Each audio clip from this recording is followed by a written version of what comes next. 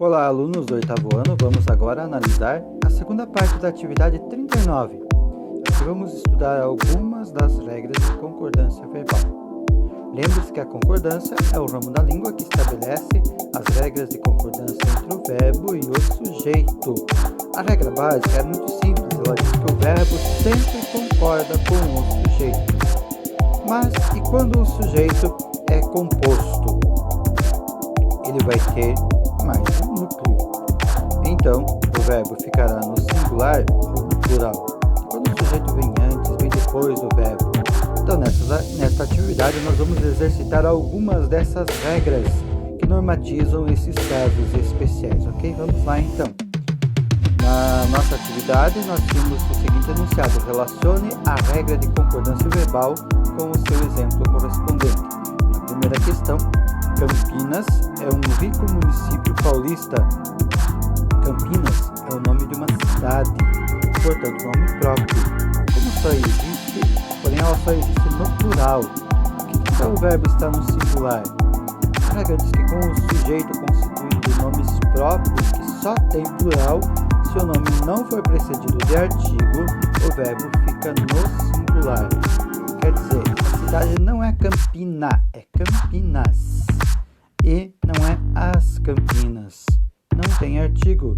Então, por esta razão, o verbo obrigatoriamente fica no singular. Não é o que vai acontecer com a oração do número 2. As Minas Gerais produzem muito leite. Aqui, novamente, o sujeito é representado por um nome próprio. Mas a diferença é que agora o verbo está no plural, porque o sujeito, apesar de ser constituído de nome próprio que só tem plural, ele está precedido de artigo, as Minas Gerais. Por isso o verbo vai para o plural. Então aqui a diferença está na presença desse artigo a. Se não houvesse o artigo a no plural, as, nós ficaríamos com o verbo no singular. Minas Gerais produz muito leite. No número 3, as boiadas iam e vinham.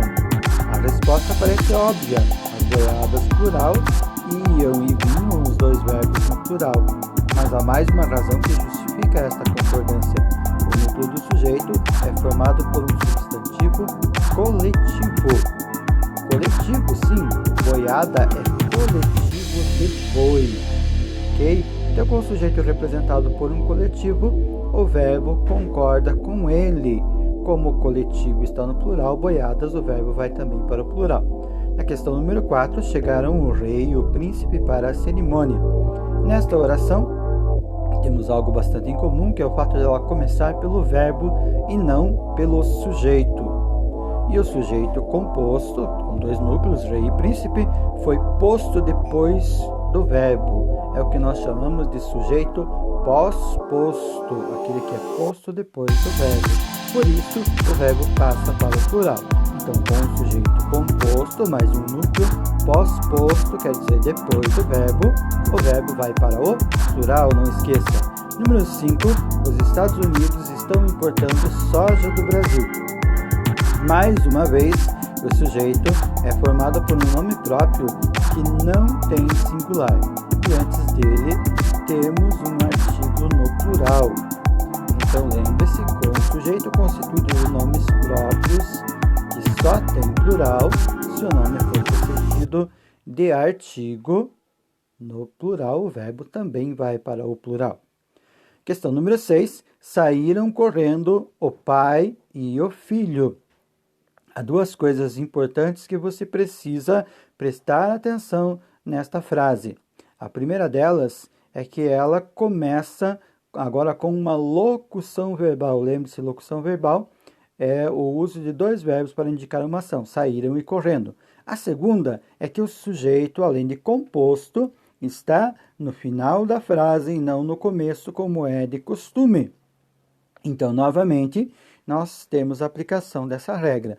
Um sujeito composto, pós-posto ao verbo, por isso o verbo fica no plural. Ok? Com o sujeito composto, pós-posto ao verbo, o verbo vai para o plural. Questão número 7. O cardume escapou da rede. Lembra quando você estudou os substantivos coletivos e jurou que aquilo nunca serviria para nada? Pois é, você se enganou, porque aqui temos o sujeito formado por um substantivo coletivo e com o sujeito representado por um coletivo, nós já vimos isso hoje, o verbo concorda com ele.